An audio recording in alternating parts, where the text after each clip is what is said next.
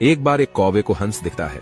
वो उसके पास जाता है और कहता है, आप इतने सुंदर हो, आपकी जिंदगी तो मस्त होगी।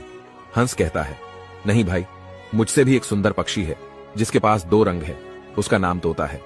ये सुनकर कौवा तोते को ढूंढने निकला। बहुत खोजने के बाद उसे तोता मिला। कौवा उससे पूछता है, आप ही हो तोता? तोता कहता है, हाँ, हंस ने सही कहा था, आप बहुत ही खूबसूरत हो, आपकी जिंदगी तो निश्चित ही शानदार होगी। तोता कहता है, ऐसा नहीं है भाई, यहां मेरे से भी सुंदर एक पक्षी है जिसके पास कई रंग है, उसका नाम मोर है। यह सुन के कौवा चौंक गया। अब कौवे के मन में इच्छा हुई कि इस सुंदर पक्षी को देखना ही है। उसने पूरी जंगल छान मारी, लेकिन उसे मोर कहीं नहीं मिला। अंत में उसे एक चिड़ियाघर में मोर दिखाई दिया। वो उसके पास जाता है और पूछता है, क्या आप ही मोर है? मोर कहता है, हाँ।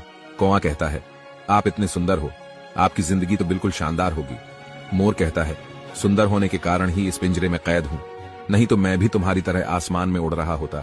निष्कर्ष, अपने आप को दूसरों से तुलना कभी नहीं करनी चाहिए, क्योंकि समस्याएं हर किसी की जिंदगी में है।